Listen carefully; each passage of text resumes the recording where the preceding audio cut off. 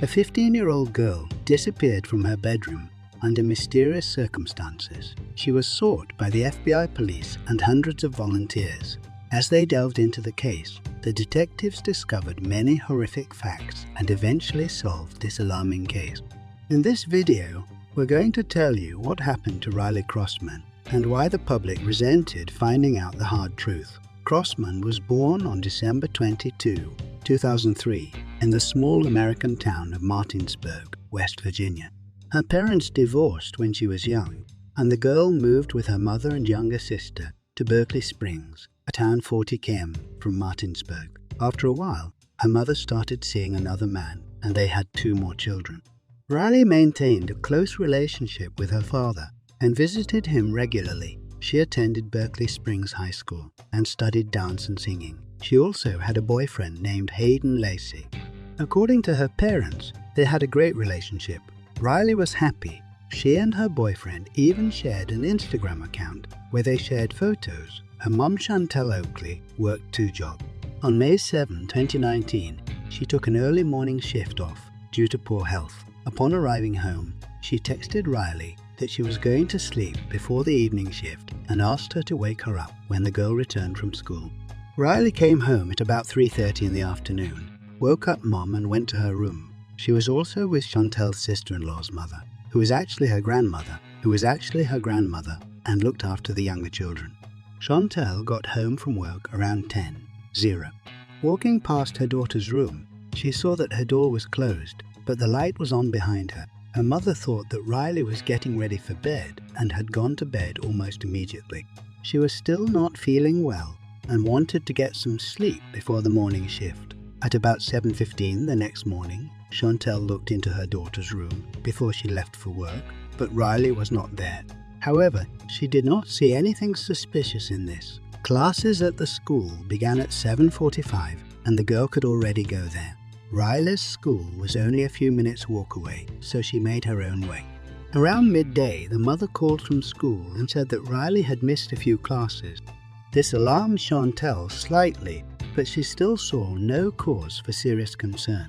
Her daughter could just skip a few classes and go out with friends. Around 3:30, Riley's grandmother began to worry. The girl should have come home by now, but she was still not there.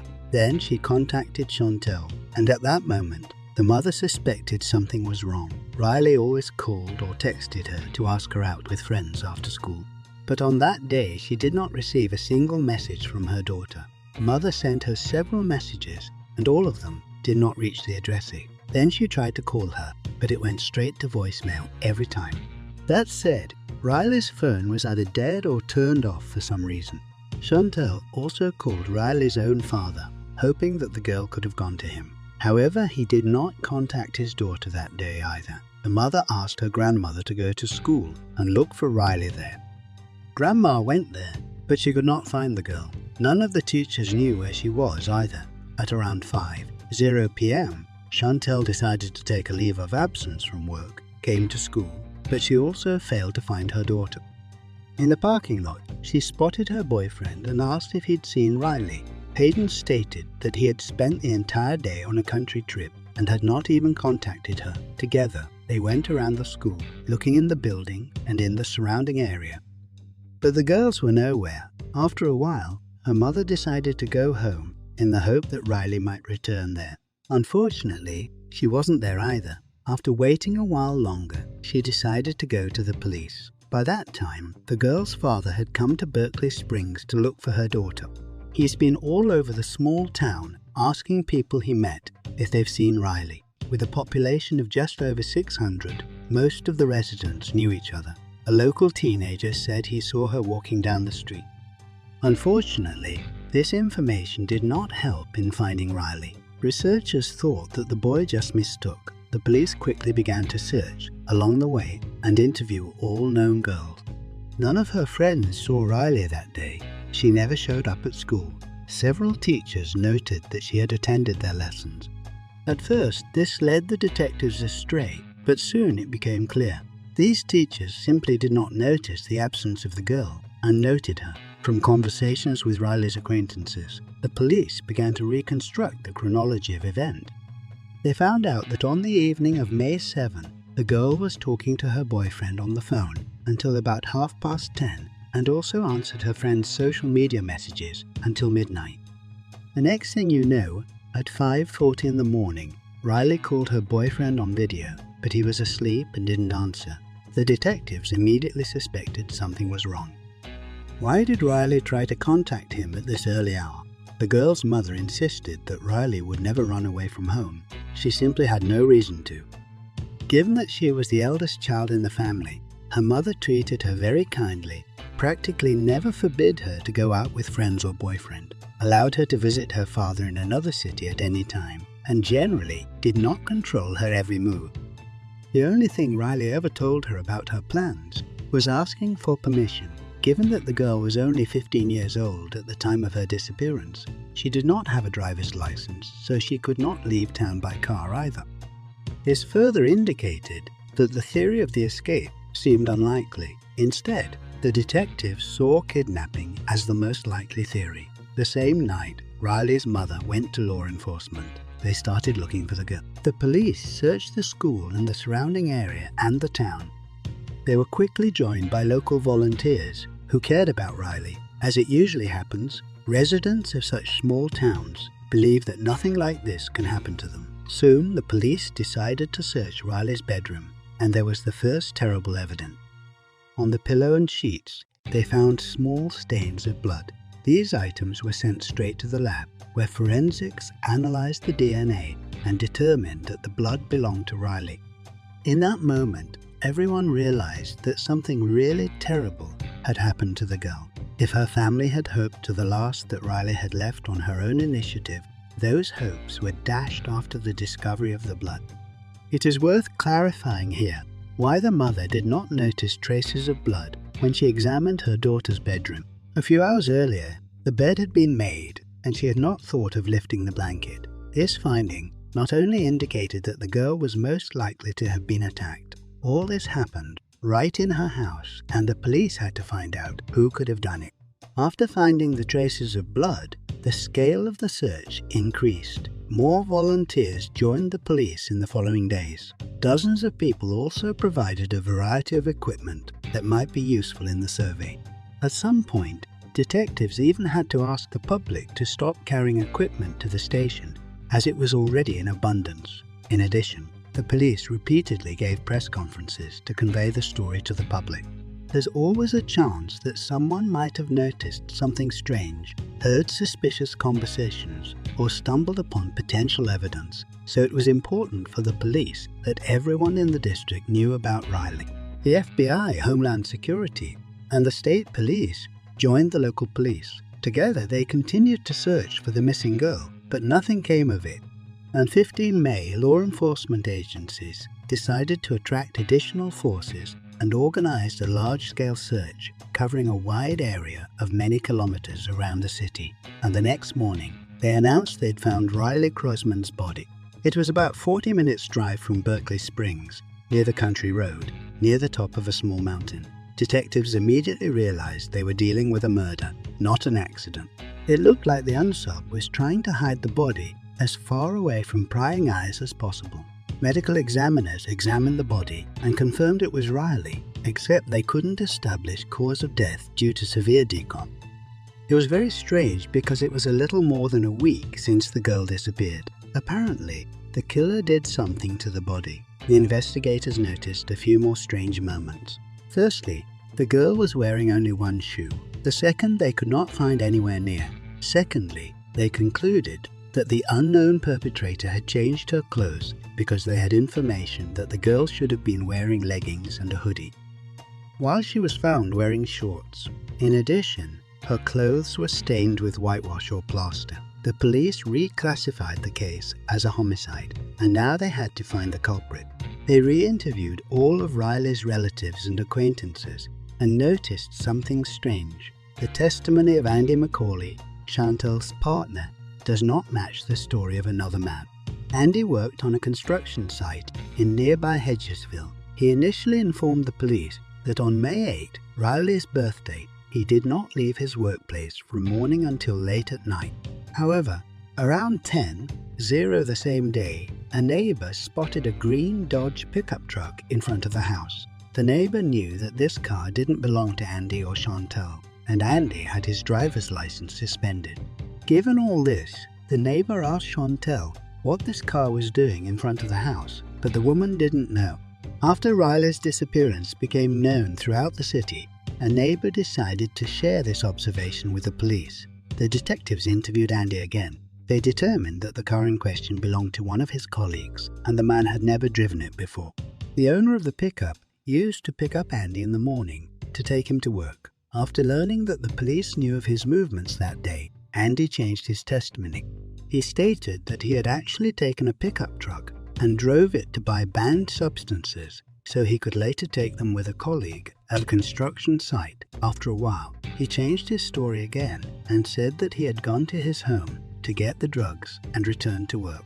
It was already weird, but the detectives were waiting for more terrible discoveries. First, they talked to Riley's mother and asked her to remember if she had noticed anything strange about her partner. Then she told me that on May 8, the day of Andy's daughter's disappearance, she was really acting suspicious. When he came home that night, Chantel told him about Riley's disappearance.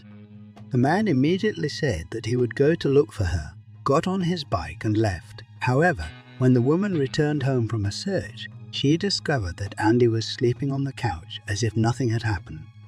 This behavior was very strange. All of Riley's relatives searched the streets until late at night with the help of concerned citizens of the city, while Andy simply went to bed as if nothing had happened. In addition, one day after the girl disappeared, Chantel called Andy and recorded this conversation. Unfortunately, its full content was not revealed. All we know is that Chantel was already suspecting Andy at the time and linked all this to his addiction to illegal substances. The police then spoke to Andy's colleague and discovered that the man was actually absent from work from around 9:00 am to 2:00 p.m. In addition, a colleague stated that in his opinion, Andy had banned substances with him initially, so he had no reason to go anywhere to get them. After that, the detectives found this very green Dodge and found a large patch of dried plaster in the trunk. Forensics showed it was the same substance found on Riley's clothes. Investigators also led to a pickup of service dogs who found a body odor in the trunk. They also found several rather specific bolts, which are rarely used on construction sites. 2 similar bolts were found near Riley's body. The police soon found another discrepancy in Andy's testimony. They examined the security footage from nearby locations and discovered that on May 8, the man was only a few miles from where Riley's body would later be found. He was caught on the cameras of a gas station and on several traffic cameras. It was all very strange. Andy didn't have a driver's license. He was usually picked up by other people or he was cycling. But on that day, for some reason, he took someone else's car and drove it for half a day on unusual routes. Another colleague told police that on May 8, Andy asked him for 3 construction bags. The detectives were also approached by Andy's former colleague, who told an even scarier story. He said that he never got along with him, but between 2:00 am and 4:00 am and 4:00 am on May 8, I called him several dozen times and sent him a whole bunch of texts. He was in a panic and said he needed to hide from someone. Andy explained that he had banned substances on him and was afraid of being caught. This former colleague did not let him in that night, but later reported the story to the police. In his defense, the man claimed to have taken the banned substances that night, after which he noticed a parked police car near his house and panicked. It was only at the police headquarters that they checked this information and found out that none of their vehicles were in the area. It meant Andy's story was a simple lie. All this was enough for the police to arrest Tereri the day after the body was found and charge him with murder. The man denied guilt, so the case was brought to court. After that, the case stalled for more than 2 years, as the trial did not start until 27 September 2021. This was due to the coronavirus and related restrictions, as well as the features of the United States judicial system, where such deferrals are the norm. However, the trial revealed even more horrifying details of the case. To begin with, Chantel told a disturbing detail about the evening of May 7. That day she returned from work at 10:00. Andy was sleeping on the couch. When she entered the room, the man woke up. Upon seeing his eyes, Chantal immediately thought that he had taken illegal substances, that he had previously taken powerful drugs, and even had a criminal record for possession, of which the woman was well aware. The prosecution further disclosed alarming messages sent from Riley's phone shortly before her disappearance. On May 7, at 11:00 p.m., the girl wrote to her boyfriend that Elle wrote to her boyfriend that Andy had just entered her room. After 12 minutes, she sent another text saying she was scared. She never contacted him again. Unfortunately, Hayden had already gone to bed and had not seen these messages. By morning, they had already been deleted. At the trial, he also revealed that Andy had visited Riley's room several times that evening. The girl was talking to her boyfriend via video link, and Hayden heard him enter the room. Andy asked her to wash the dishes and talked about some other household items, but Riley was definitely afraid of him. She asked the guy not to shut down while Andy was in her room. It was also revealed in court that Andy had called Riley several times around 3:00 a.m., but she did not pick up the phone, and the third time she blocked his number altogether. It was all very scary and confusing. The prosecution argued that Andy made these calls to see if Riley was communicating with his boyfriend at the time. The data about these calls were later removed from both phones, but the cellular provider had them. Despite all this, the prosecution had no evidence of what happened that night. They assumed that Andy killed Riley late at night, waited until morning, and went to work. After that, he borrowed a colleague's car, drove to the house, took the body, and drove him to a secluded location. He then cleared the history of messages and calls from her phone and disposed of it. At the trial, it was also revealed that Chantal and Andy's birth mother not only knew about his addiction to illegal substances, they also knew that under their influence, the man became aggressive and dangerous. The final hearing was held on 5 October 2021. Although all the evidence was circumstantial and did not directly link Andy to the murder, the jury reached a guilty verdict. He was found guilty of murder and sentenced to life imprisonment. Further, the possibility of early release was considered. Andy's lawyer was asked to give his client the opportunity after 15 years, but eventually the judge decided on life without the possibility of parole. While the judge pronounced Andy's sentence, he showed no emotion. At previous meetings, he also seemed distant and uninterested. Apparently, he accepted the inevitable. But what about motive? Because of the rate of decomposition, the experts were unable to determine whether Riley was abused. However, this version is the most obvious, although the court failed to prove it.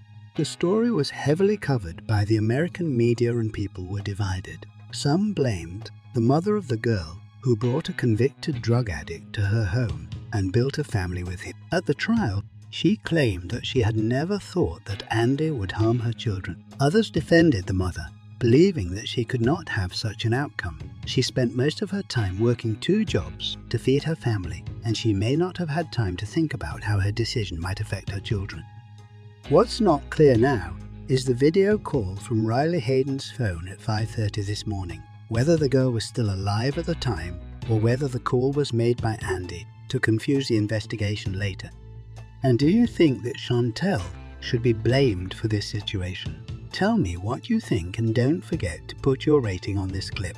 Take care and thank you for watching.